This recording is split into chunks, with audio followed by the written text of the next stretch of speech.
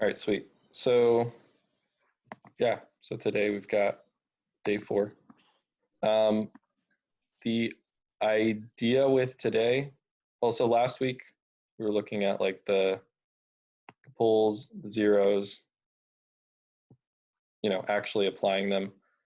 Um, so you know, so Ryan, I guess when you look through this, you'll kind of get that understanding from it, because this was kind of, we started by looking at like the zeros and the poles and like seeing how you could actually use them to make a filter that you'd want, like a low pass, high pass, that kind of stuff. And then we also looked at analyzing signals using the DFT by way of the FFT, which is basically using this kind of like center of mass kind of formula, to figure out what tones or what frequencies are contained within a signal. So Okay. today's goal is to make a tone sequence detector. We're not actually doing all of these subtasks, but I didn't edit this beforehand. Anyway, it's gonna work in the presence of noise. We break it into these subtasks, so we make a basic single tone detector, verify it works with noise. We're not doing 3, 4, 5 because that is a monstrous set of tasks to accomplish. It's just that's kind of a lot.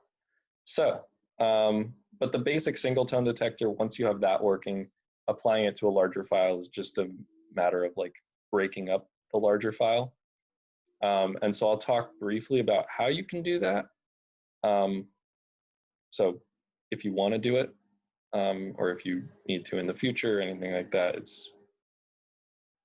there's ways, a little bit of considerations that go into it, but the main thing is these first couple points, the basic single tone detector. So the way that this works for the tone detector kind of thing, so you have your DTMF tones, dual tone multi-frequency. We talked last week about how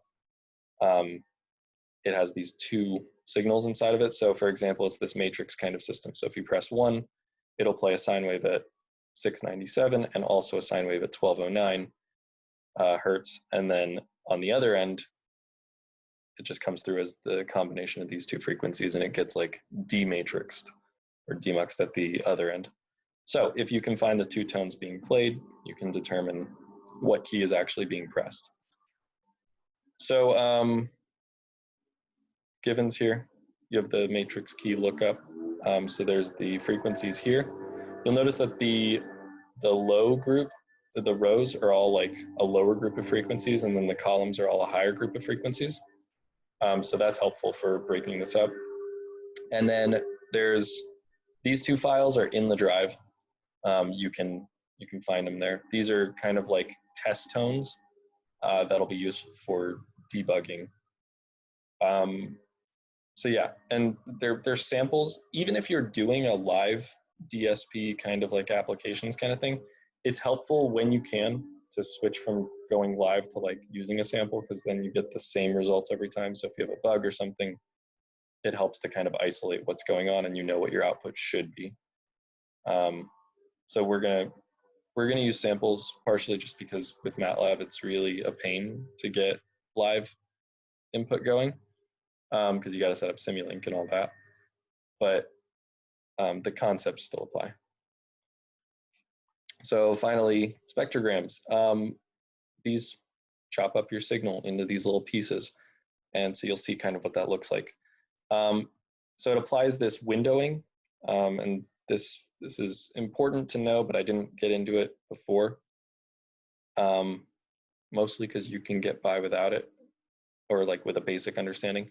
So it applies this window to reduce, like let's say you chop a signal, you're going to have these hard edges of frequency content around it, or hard edges in the time domain actually, because it's just going to go from silence to like whatever volume your signal's at.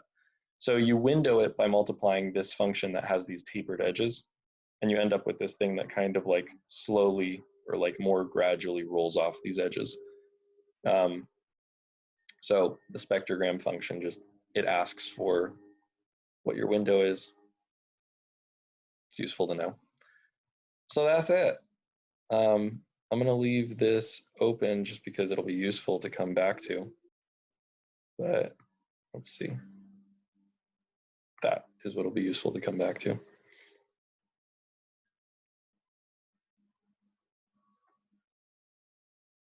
So I guess we can move into the MATLAB.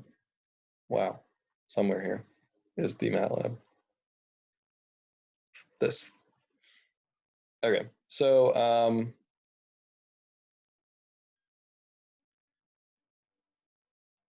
let's see. So basically, if you are doing this from scratch, there's this single tone decode MATLAB file. And so it kind of has like, you know, a basic template, tells you what you need to do to get this thing working.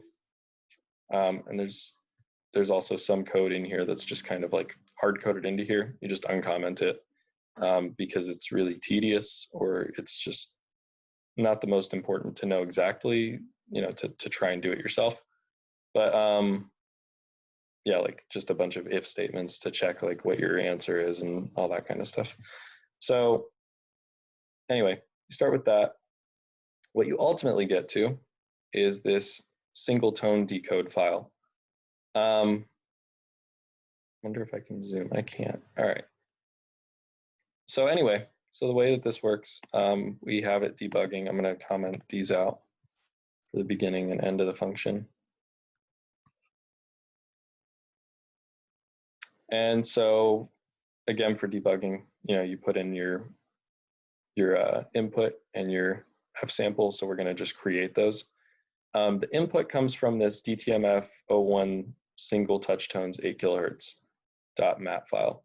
And that is in the starter code, and it's also in this folder. So when you load it, here, let me just clear all, get rid of all the variables. So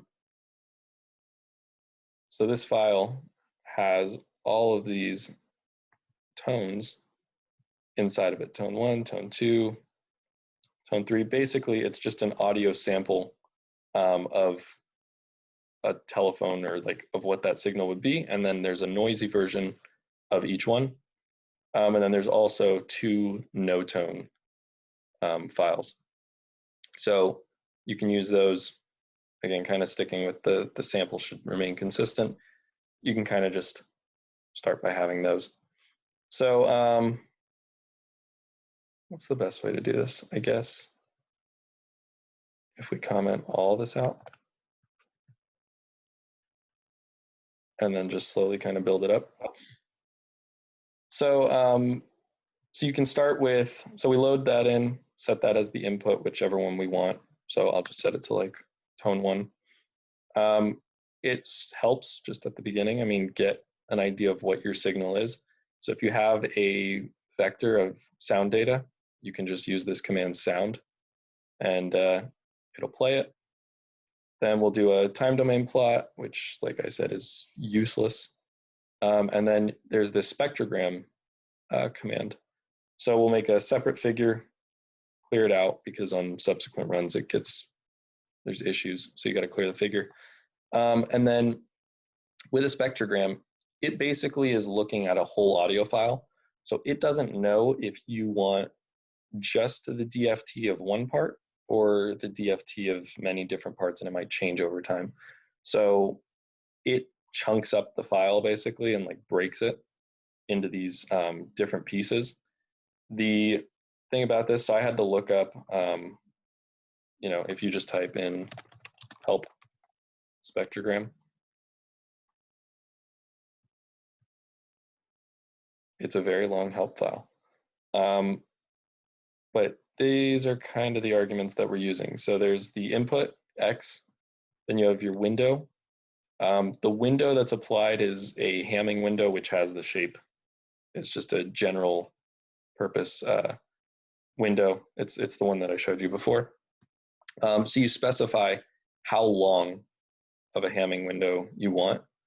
And so in this case, we want to break this up into 100 sample chunks, is what I said to do. So chunk length is 100, and then we'll have the input.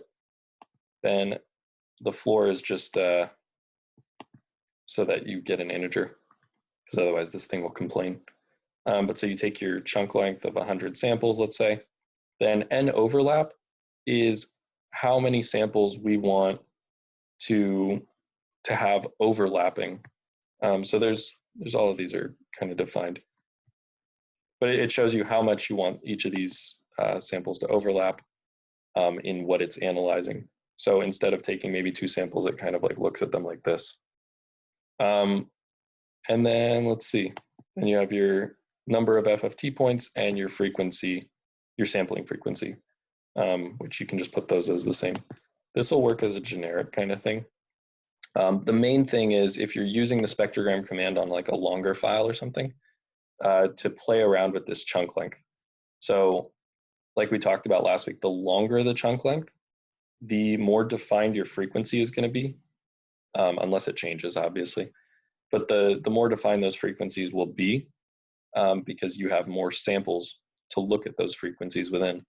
The downside is if the signal changes.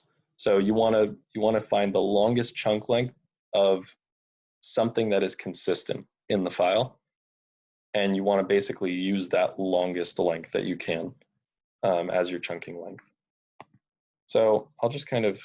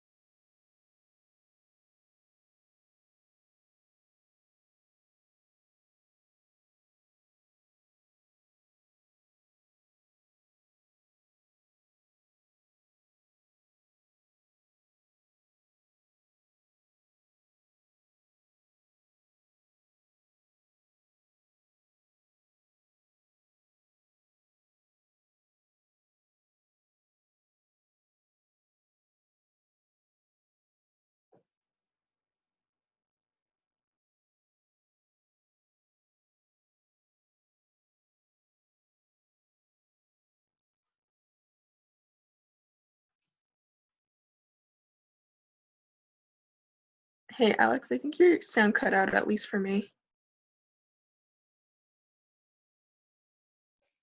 Yeah, I'm not hearing anything either.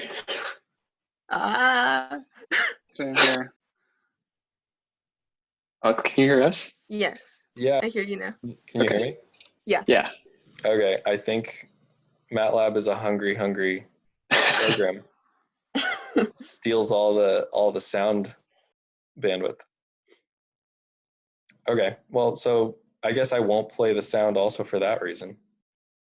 Yeah, so we'll comment that out, and we won't re-enable it. But anyway, did you hear what it sounded like, or no? No. Is this the same thing you played last week? Yeah. Okay. So it sounds like that. I mean, it sounds like, you know, like in movies, when, you know, or I guess if your cell phone still emulates that dialing sound, sounds like that.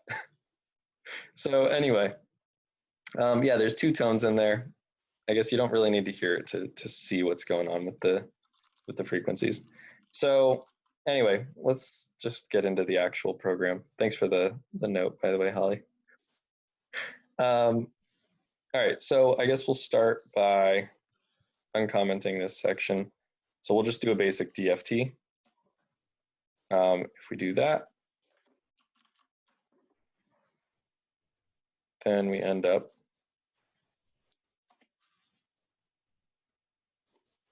getting this beautiful DFT here. And there's our useless time domain and spectrogram and the DFT.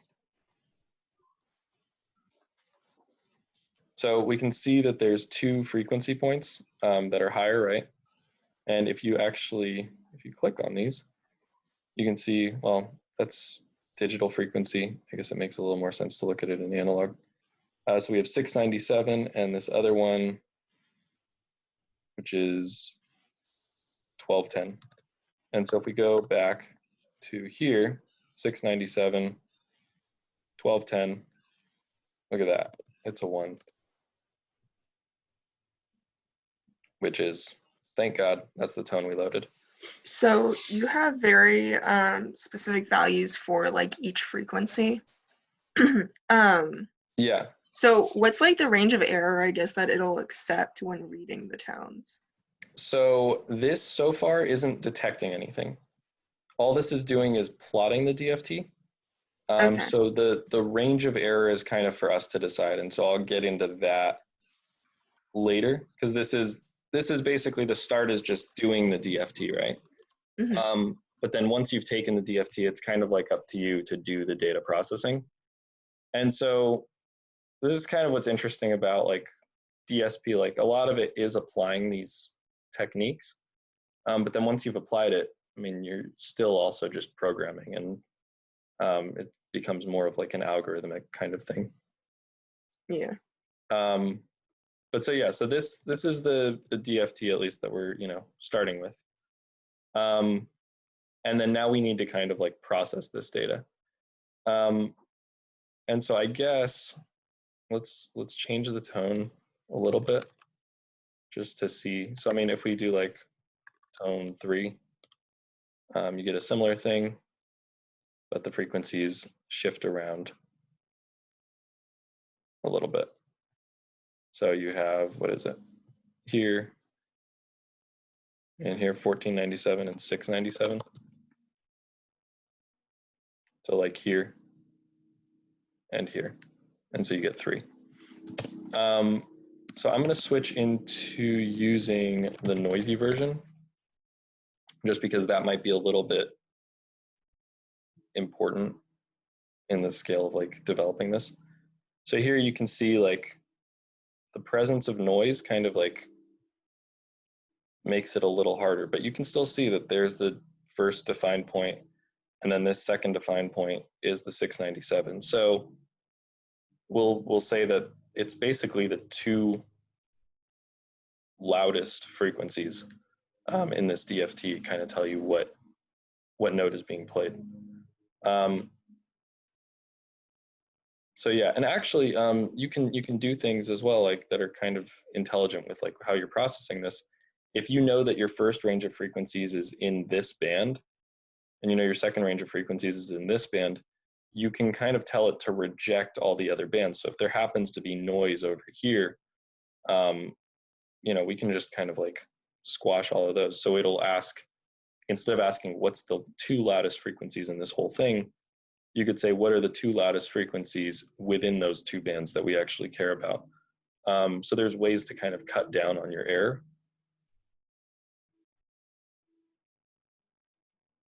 So yeah. So yeah, the DFT, it starts by going 0 to 1. So instead of going 0 to 1, we just want to go 0 to 1/2. So that is what this part here does. So we're just taking the DFT from 1 to rounding down the length of the DFT that we have divided by 2. And then got to do the same thing for the frequency. That's just the frequency points for the DFT. And so once we do that, our DFT basically becomes, if you see on the side here, it's a length of 4001, and we run this. Now it's a length of 2000. So ideally, that's working how it should. Then we also have to take the complex values. This is one thing that I usually forget to do, but we have to take the magnitude. Quick note, by the way, the thing from last week when we got the DFT function for this whole plot DFT magnitude, it basically kept on showing every time you would run it, it would show like showing only real values on the plot. And that's because this plot was DFT. So I went in yesterday and I changed it to DFT magnitude just by adding this little thing that takes the absolute value of the DFT, and that gets rid of the complex part. If you don't do that, then you're only looking at the real component. So you're not actually looking at the magnitudes of the signals that are in there. So it'll be kind of misleading. Might not work how you expect. So then this next part, we get into actually finding the high tone that's being played. So we have this, there's a couple steps to kind of go through this. So first, if we look at this here, the way that we can kind of analyze this is just a huge array of frequency values and their heights. So we start by finding the maximum magnitude. Now we have the greatest magnitude. Then we need to find the index. And the way you can do that in MATLAB is this find command. It'll give you the index that something occurs at. And so you can give it an equality or an inequality. So I just said where the DFT input is equal with double equals to the high tone magnitude that we just found, the maximum. And then this 1 and first is basically telling MATLAB to start from the beginning and only give us one value back. So if the maximum occurs at multiple points throughout this array, it's not going to give us multiple indices where it occurs. We're just interested in the first one, and that's just to cut down on our work, I guess. So at present, this actually doesn't reject any noise or anything. If there was a noisy signal up here, this would grab that instead. So it's not the most resilient, at least here, and I suppose it could be better designed. So yeah, then what we need to do is convert this index into the frequency that we have. So in order to do that, we basically want to find how far apart all of these frequencies are. And so if you have a signal of length, let's say 2000, and then you take the DFT of it, you're going to wind up with a 2000 point DFT in frequency. So, and this kind of translates back to that idea of the longer the sample you take, the more precise your resolution will be, because your frequency bands are going to be more defined. So you'll have more frequency points in this span of 0 to 1 on the digital frequency scale. So the spacing in between these frequencies is just going to be 1 over however many points you have. And that'll give you, that'll give you kind of the spacing. So that's what I marked as DF. It's just we shortened this, by the way, to a half a length, so 0.5. So it's actually 0.5 or however long it is, whatever the max frequency is, divided by however many things you have in there. So we wind up with our frequency spacing, and then we can convert that to the spacing between the analog frequency samples by just multiplying it by the F sample, the sampling frequency. And so once we do that, we end up with this high tone frequency is just the index that we had times however many, what the space is. So yeah, you're basically just how far the distance is between the frequencies, you want to go to that index. And so we end up with this high tone frequency of 1478.9, which is that. Cool. By the way, the spacing between these frequencies, just so you can see that, is, yeah, we have about 2 hertz for each of these.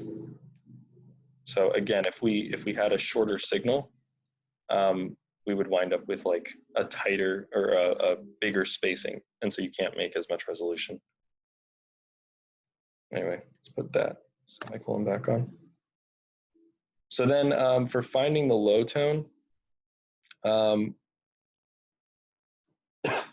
we could just look at the low area, kind of like we did on the other one.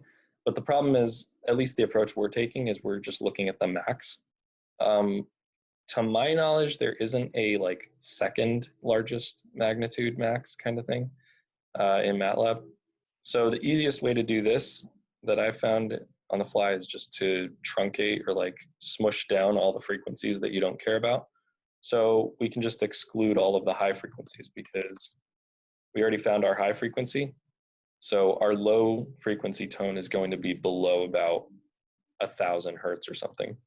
So to answer your question, Holly, of like how you decide on like what the error is, if you knew beforehand what the error was, and that might be dependent on like the hardware of the phone. So like what tolerance those components use.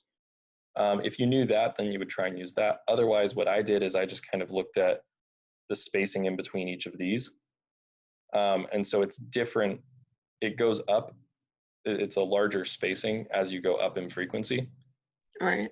And I think these are pulled from the actual spec or something. So I suppose there must be some sort of like relationship there, which maybe Greg knows about or something like that. But yeah, it's basically, you know, I just looked at what the difference was, divided it by 2 and said, okay, that's the bandwidth for like this section, or like 852 if we go plus minus, I don't know, 50, 60, something like that. That'll be kind of the range. So yeah, so then I went up from here from this 941, and then I smushed everything that was above it. And so, yeah, there is a trade-off, by the way. So if you suppress more of this high frequency content, like now that we found this tone, we could suppress all of this. But the more that we suppress these higher tones and we suppress everything except the frequency band we're caring about, we're more likely to be able to resolve these tones because we're only considering these 2 bands as our maximum. But there is a trade-off because you are going to get more false positives, because then the likelihood that you'll have something, you know, like if you have a bunch of noise, just random noise, it might have a peak that appears somewhere here, and it might have another peak that appears somewhere here. And so if you suppress everything around it, you're kind of guaranteeing that you're going to find a tone, even if there isn't one, even if it's just complete silence.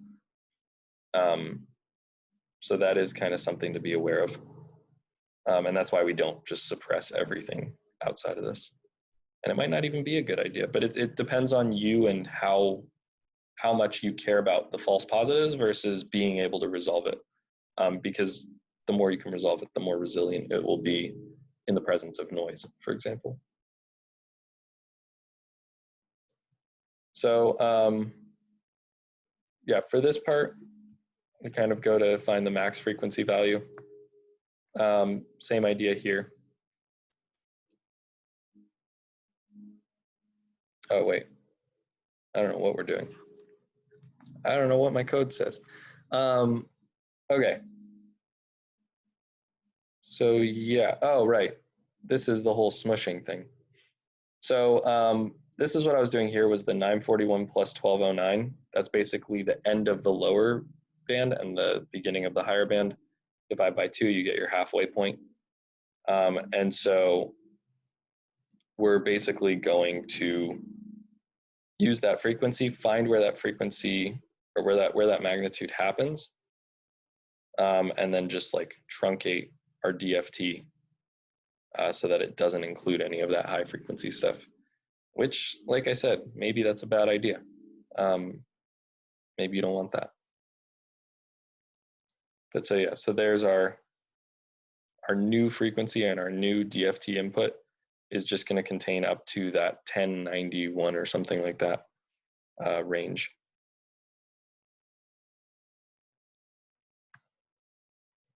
So yeah, so if we run this, we went from a length of 2000 down to 539 possible frequency values.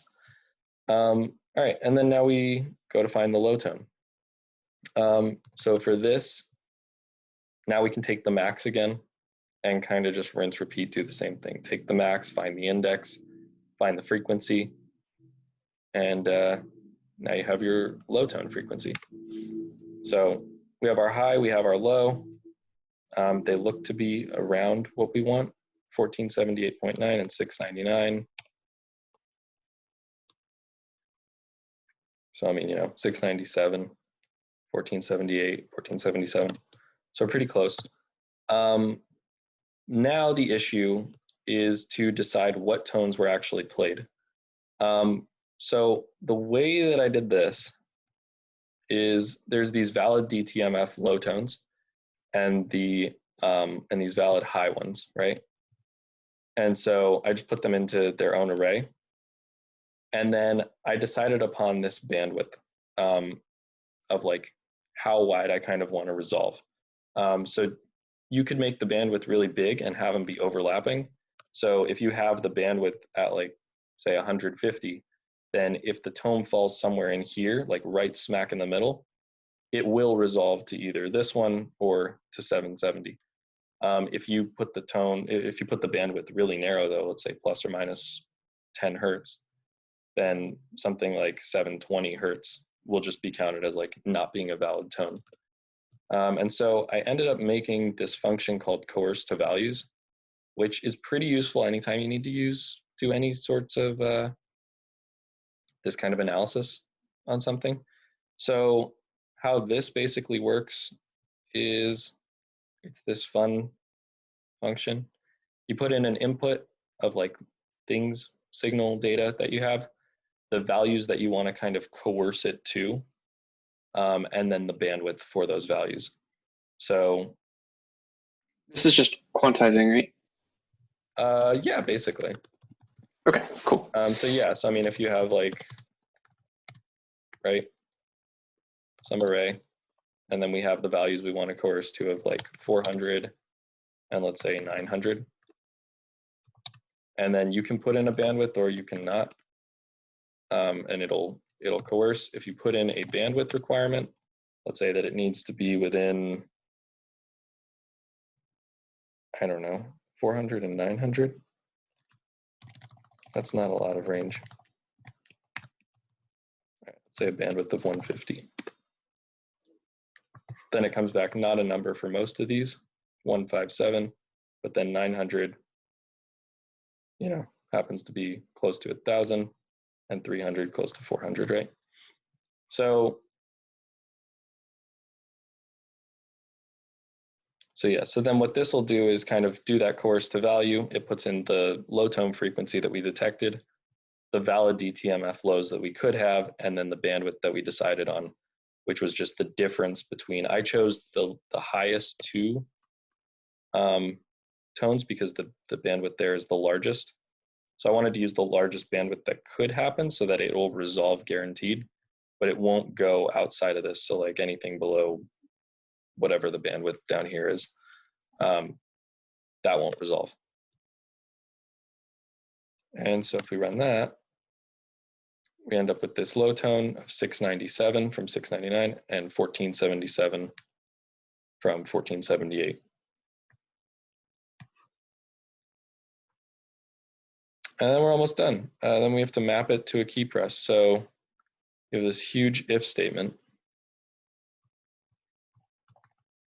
that basically says if the low tone, and that's one of the reasons we want to do this coercion thing. We could just have a huge bunch of if statements where it's like, if the low tone is above some minimum value and below some higher value, and the high tone is below, right? If it fits in a range, but that's like a huge if statement and a huge amount of them. I think it's a little better to just make them kind of go to a certain range. And then these are the mappings. And so these are just the if statements for each of the tone frequency mappings. And so we have our key. Might as well output key at the end. And so it shows that it's a 3.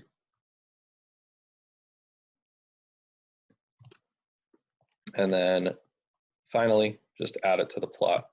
So this key pressed, we can go back to the subplot. So the last figure that we had open was figure 3, so it's still going to be on that. Go into this, it has a subplot, so we switch to the first figure, put some text down. This is the x coordinate, so I just picked where it was. The max of it times 0.9, so if the max happens to be like here, it'll kind of show up somewhere around here and over, I think over this way a little bit. And then just what the key is, and then do the same on the lower plot. So we get a nice little readout. And so yeah, so this works then for whether it's noisy or not. Got to run the whole thing.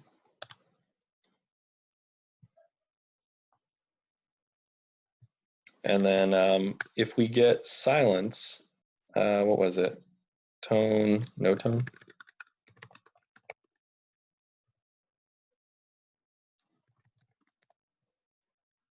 So this is just noise.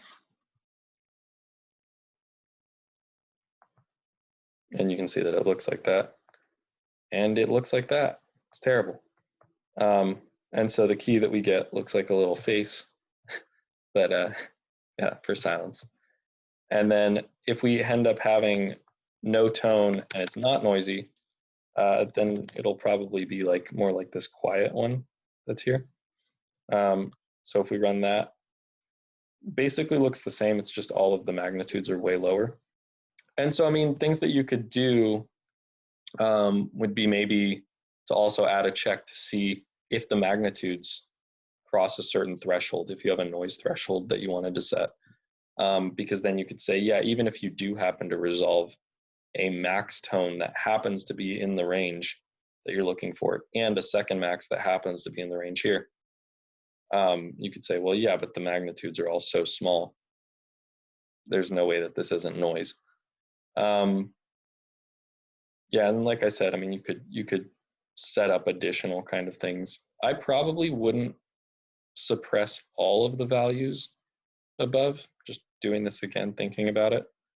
But it's kind of a personal preference, and it depends on, I guess, what the scope of your application is and how error tolerant you're willing to be on this. And then, yeah, if you're trying to apply this, oh, and then always remember to do that. If you're trying to apply this to some sort of larger signal, let me see if there's a way. So we have our DTMF test sequence. That'll work.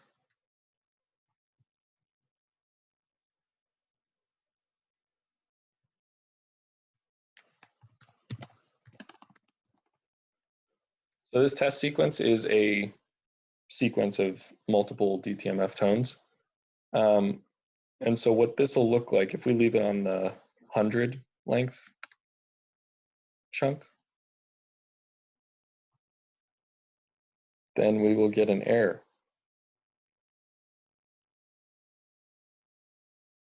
Oh, because this clears all. Right.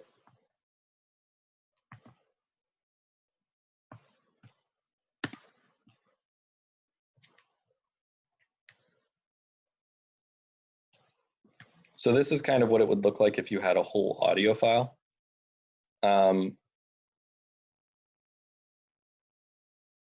Weird. So yeah, you can see like each of these frequency bands is kind of wide. You can, let's say we change the chunk size. So it'll be 1,000. So now we have narrower frequency bands because it's taking longer samples. But what you'll start noticing if I start making these really long, maybe not 10,000, let's do 7,000, is that the beginning and end starts to get kind of like muddy. And so you start seeing that these tones are like bleeding into each other. And there's actually silence in between all of these tones. But you can't make it out in some of these places because they're just too close together, because the chunk length is just too long. So as you start increasing the chunk size, you lose your time domain separation. Alternatively, you can have a really good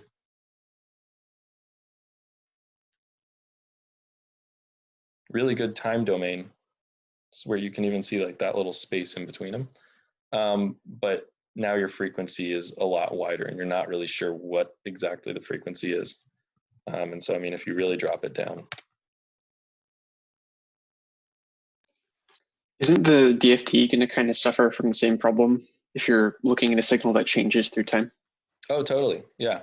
So your DFT here, I can do it with spectrogram. I can't on the fly do it with DFT. Well, actually, I mean, if you want to see what it looks like, it's not useful. I'll tell you that.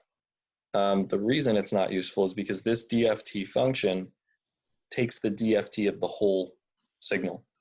Yeah. If you took the DFT, I mean, this spectrogram function is chunking things into lengths of 50, but doing the DFT would basically be similar to doing a chunk length of 1 or 2, which is just, okay, it doesn't even want to do that. So Can you pass the DFT function like a slice of your input sequence?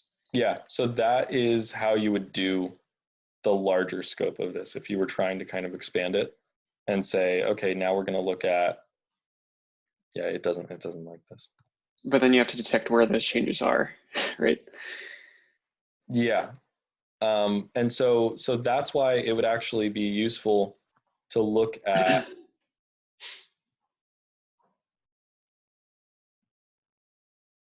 it really doesn't like this. I've broken it permanently. Yeah, it would be useful to look at the spectrogram and just see kind of like what I did when I was trying to process like the whole audio file is you break it down into really small chunks because we don't care at first about the frequency.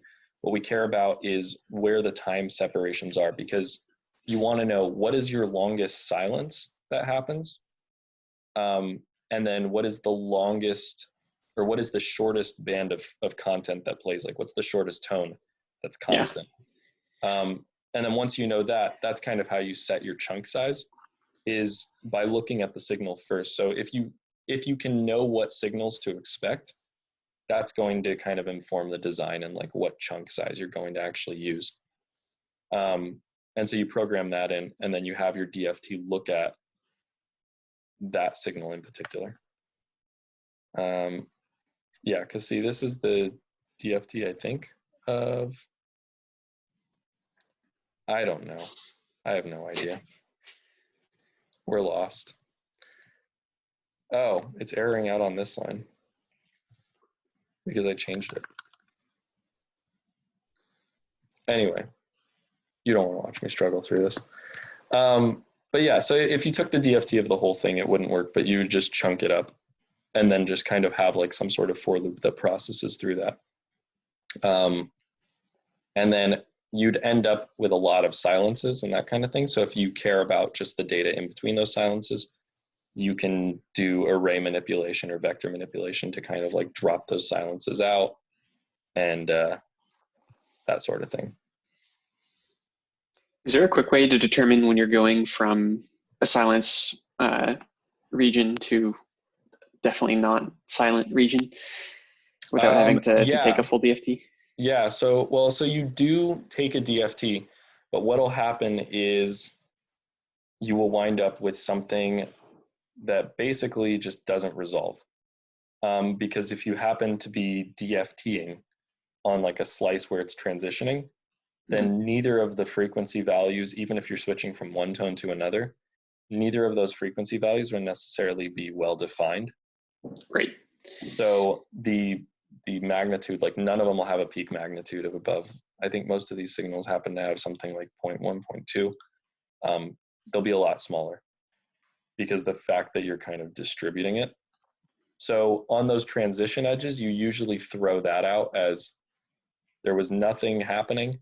You can also make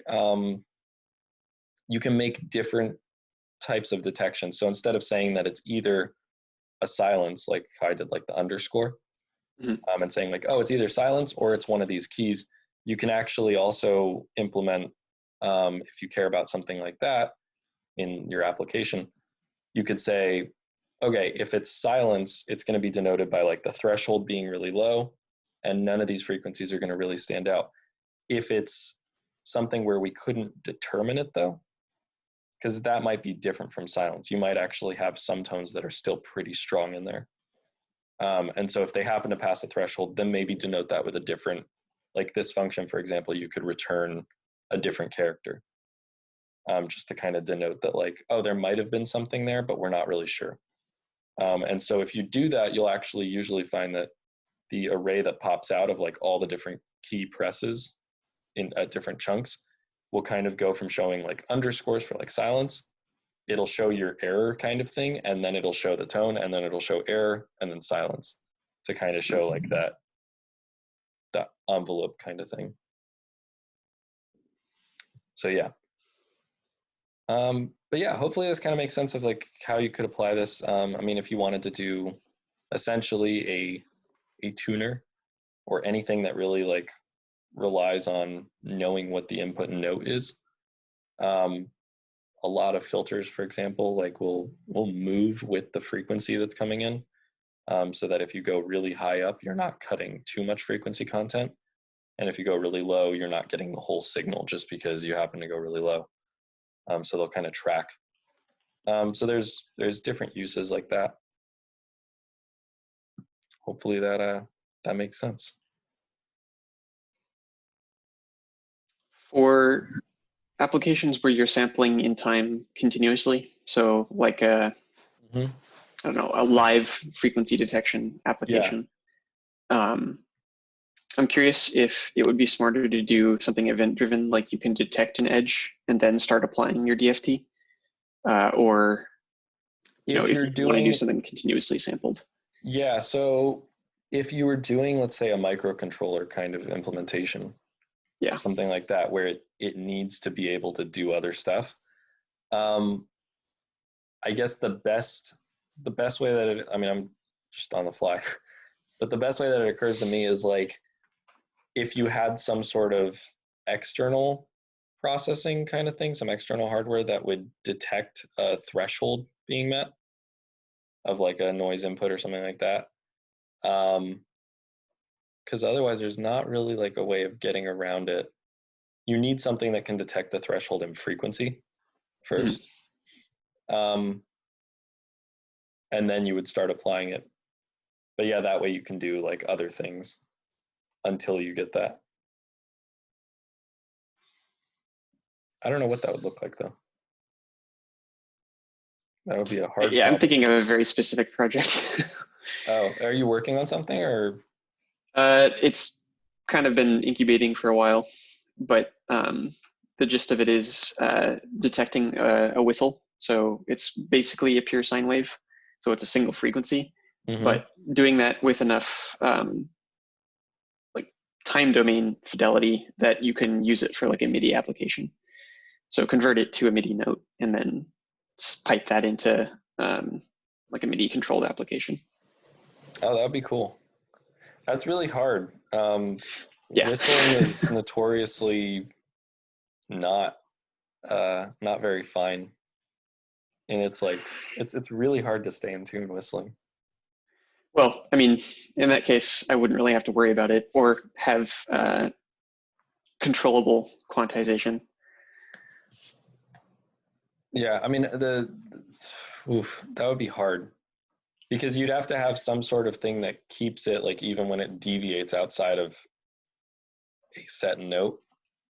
It's almost like auto-tune in a sense. I'm not super worried about that part because in a lot of cases, the person whistling will want kind of the tremolo reflected as like a pitch bend or something via MIDI. Gotcha. But yeah, right now I'm just almost exclusively concerned about the signal processing side of things. So like how to do the correct detection of the correct frequency and its corresponding magnitude so that I can convert that to a MIDI note, but in real time. Gotcha. I mean, you could go with just a time domain loudness kind of thing, and have that be the trigger. So that would be the edge detection threshold qualifier.